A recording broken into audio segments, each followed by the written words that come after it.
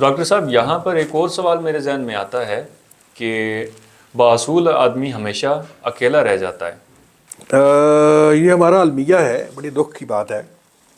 ایک بندہ جس کو ماحول اچھا ملا، دینی ماحول ملا، شریف والدین ملے، اچھی تربیت ہوئی، وہ چاہتا ہے کہ میں اسکول میں، کالجز میں، اداروں میں شرافت کی زندگی گزاروں گا، اصولوں پہ سودا بازی نہیں کروں گا. وہ جا کے باصول شرافت پاکیزہ زندگی گزارنا چاہتا ہے.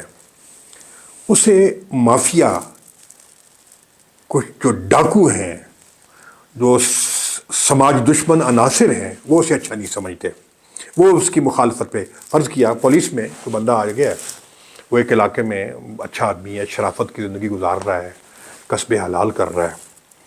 مافیا اسے کبھی اچھا نہیں سمجھے گا.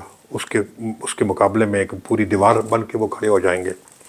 بلکہ یہ آپ نے سنا ہوگا، اسی طرح فارسٹر، اگر جنگلات میں کوئی اچھا بندہ آ گیا ہے تو یہ باتیں لوگوں کو کرتے ہوئے سنا گیا ہے کہ یار کہ یہ آدمی ہے، یہ کیسا ہے، بڑا گندا آدمی ہے، بہت برا آدمی ہے. یہ سندا مندہ نہیں، بوٹے چھوٹے نہیں ٹوکون دینا. سندا مندہ نہیں، کہ مطلب کیا ہے کہ کوئی رشوت، غبن، فراڈ، ایسے ہی. کرپشن نہیں مانتا. تو کیسا بڑا گندا آدمی ہے، سندا مندہ نہیں. تو فلاں بندہ کیسا ہے؟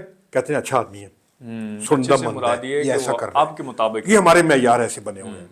کیونکہ انہی چوروں، لٹیروں کا اور کرپٹ لوگوں کا واسطہ پڑتے ہیں ان لوگوں کے ساتھ. یہی مشہور کرتے ہیں کہ وہ بڑا گندا آدمی ہے، بڑا برا آدمی ہے، حالانکہ وہ پاکیزہ آدمی ہے. بلکہ بعض جگہ ایسا بھی دیکھا گیا ہے کہ ایسا بندہ اگر شرافت کی زندگی گزارتا ہے، پاکیزہ زندگی، اس کے لیے مشکل ہو جاتا ہے. بہت مشکل ہوتا ہے. بعض دفعہ جس طرح آپ نے کہا کہ وہ اکیلا رہ جاتا ہے، اور کہتے ہیں نکار خانے میں طوطی کی آواز کون سنتا ہے؟ وہ اکیلا رہ جاتا ہے. لیکن رب کائنات کا حکم یہ ہے کہ آپ سچائی کے ساتھ کھڑے ہو جائیں، صداقت کے ساتھ کھڑے ہو جائیں. اللہ آپ کے ساتھ ہے انشاءاللہ. آپ نے حالات کے دھارے میں بہنا نہیں ہے، حالات کو اپنے تابع کرنا ہے. آپ نے ان کرپٹ لوگوں کی، ان برے لوگوں کی رنگ میں نہیں رنگا جانا. آپ نے ان کے سامنے، آپ نے ستون بن کے کھڑا ہو جانا ہے. انشاءاللہ آپ کی آواز کو دبا نہیں سکے گا. اور آپ نے اگر حالات کی رو میں بہہ گئے آپ کہ چلو تم ادھر کا، جدھر کی ہوا ہو آپ بھی ادھر چلے گئے، تو پھر یہ معاشرہ پاک صاف کیسے ہوگا؟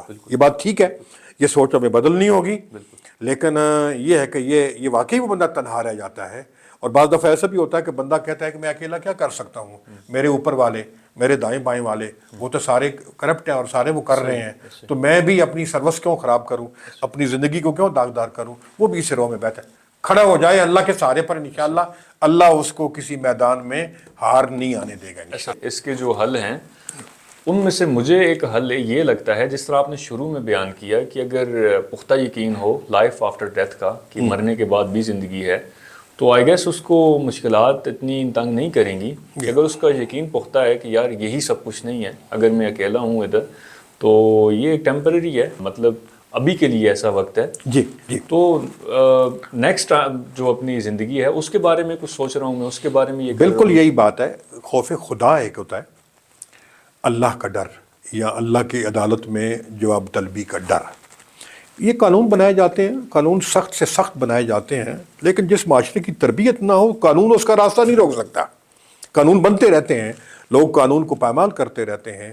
جرم کو روک تھام میں قانون اتنا کام نہیں کرتا، تربیت اور خوف خدا کام کرتا ہے. جی اگر ہمیں یقین ہے کہ میں نے اللہ کو جواب دینا ہے، جب روز محشر پوچھے گا بلا کے سامنے، تو کیا جواب دوں گا میں خدا کے سامنے؟